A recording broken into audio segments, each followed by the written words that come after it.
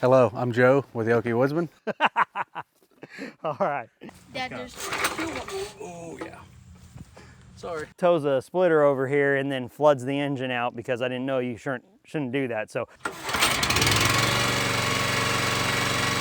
welcome everybody. This is Joe on the Okie Woodsman channel. I'm here with Mike at Rusty Garage and Homestead. We've been shooting some videos. He's been running some of my saws. I brought my splitter over here. He taught me some valuable lessons, and now I am going to put this in wood for the first time since I put a new piston in it. I'm gonna run it. I'm not gonna do the break-in thing. I'm not gonna run it super hard, but I'm also not gonna just idle it around all day. We'll see how it goes, see how it runs. Today, we are at the Rusty Garage and Homestead with Mike, and this is the official start of the tour of this split fire machine, going around to various channels and other locations where people could utilize the help splitting up some firewood, getting their chores done. I also run my STIHL MS460 for the first time after I replaced the slightly scored piston with an Italian-made Meteor piston. This is the first time I've run the saw in any wood since then. Hang out with us, enjoy the show. Mike is a great guy to work with, great guy to be around. Extremely knowledgeable, and he will share his thoughts on this machine a little later.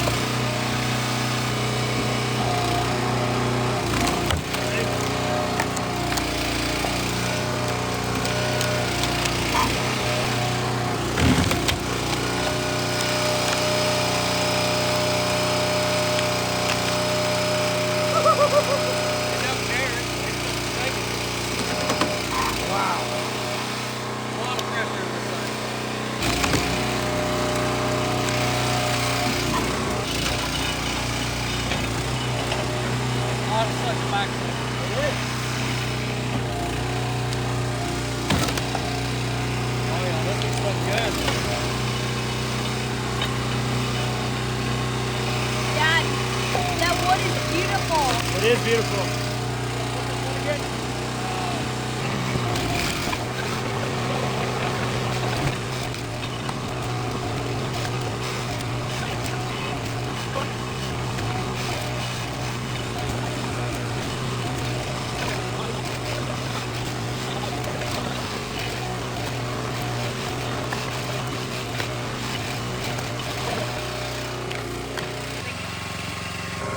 This is going so well. That first few logs was difficult because of the type of wood it was. I am going to put this in wood for the first time since I put a new piston in it. I'm gonna run it. I'm not gonna do the break-in thing. I'm not gonna run it super hard, but I'm also not gonna just idle it around all day. We'll see how it goes, see how it runs.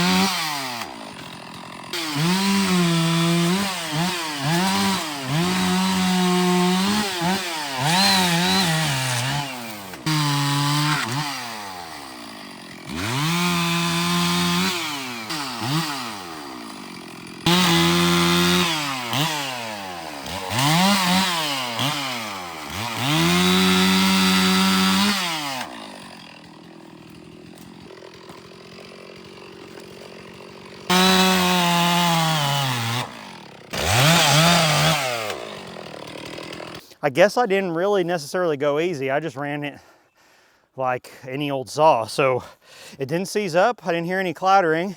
That's a good thing. So when I got this thing back together last night, what I did is I put about 1/3 of a tank of fuel through it. I just let it run and idle outside of my shop as I was cleaning up, doing things. And then I went ahead and every so often went out there and blipped the throttle. Guys, this has been an absolutely phenomenal day. I absolutely love being here at Mike's place. Thank you for inviting me. Thank you for coming. And we've had a lot of fun, a lot of great conversations off camera, great conversations on camera. I've learned more again today in person from Mike. I learn things from his videos all the time when I watch his channel. You always have an opportunity to learn. That's all I can say is, you know, I've made some errors today that I learned about. I'm hopefully never going to do again. And he probably post a little bit about that. He's totally free to do so. Came out here today to bring some saws, to bring the splitter, and to meet a new friend that we've been talking online, that we've been talking because of the channel. And YouTube is really cool because you get to meet people that otherwise we would have never have met. Yep. And we have similar interests. We even work in a similar industry. Yes. That's mind-blowing to me. And you know, I'm from out west and he's a real Okie from Oklahoma. And that's just super cool. It's just really cool. He got to run this machine for the first time today and I got to help him out. I was the laborer and he was the operator. And I'd say that he did pretty good. He was a little concerned about the learning curve, but talk to me about that. How do you think? Initially, yeah, I'm used to running the lever all the way out and then pushing it into the detent, let it auto retract. But the way this machine's set up, you don't do that. You run it one way and you're splitting, move your round into where it just was, then move the knife back the other direction. You're splitting both ways. So I did want to move the controls automatic, just from running a splitter, not like this style for so long.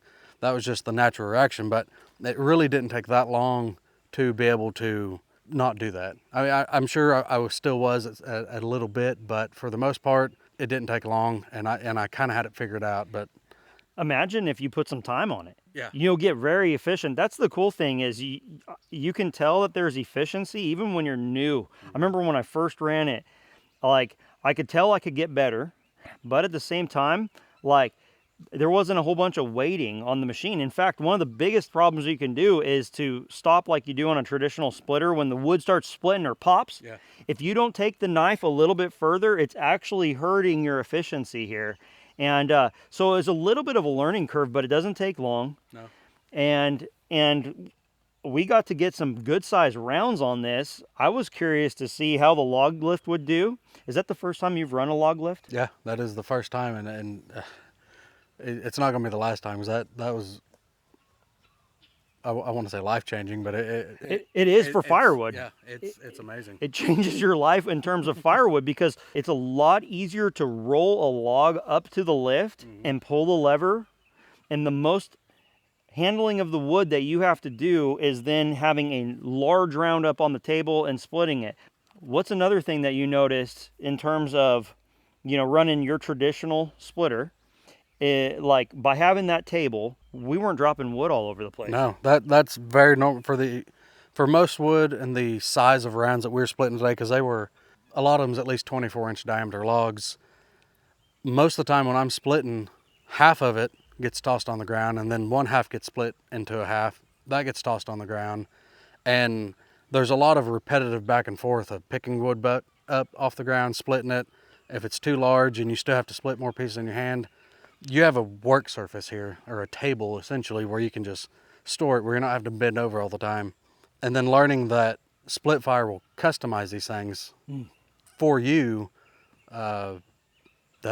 that's huge. There's a lot of manufacturers that if you don't like the way they build it, find something else. Split Fire will build it how you want it. Yeah. Essentially on some things. Yeah, they've got things worked out. When I did my consultation on the machine, they wanted to know how tall I was. They wanted to know what I was going to tow it with, if I was going to tow it out on the roads or just tow it around the farm. It makes a big difference. Driving an hour away like I did today on Oklahoma roads, versus someone that's going to have a machine sit stationary and get drug around their 50 acres. Yeah. So it's really cool going through that whole experience. The machine, we didn't show this today, but it is possible. It's not the easiest thing, but it is possible to pick it up and roll it around without a machine. The log lift does hurt a little bit in that regard, but at the same time, I would never, if I had an option, I would never own a splitter again without a log lift. Yeah, It's I a don't see game why changer. people would. If you're buying a premium splitter and you're hemming and hawing about the extra money about a log lift, I would say don't give it a second guess, especially if you're splitting wood of any size. Even in small wood, it's a nice table because you can stack up a whole bunch there and you're still not chasing wood off of it. So I think it's a phenomenal setup. And again, this was so cool again. It was a lot of fun working with Mike, and I hope to do it again. Make sure you check out his channel if you haven't. It's a phenomenal channel. It's got a lot of farming content. He does heavy equipment operation, tractor stuff, repairs. You started off kind of with some like classic car or like trucks and stuff, right? Just vehicle repairs. Yeah. Kind of whatever I had in the shop, but It's awesome. He's a man of many talents and lots of knowledge, and he's grown up out here in the country, and so I would recommend checking out his channel. I'll put links in the description. And guys, I really thank you for being here. I'll see you on the next one.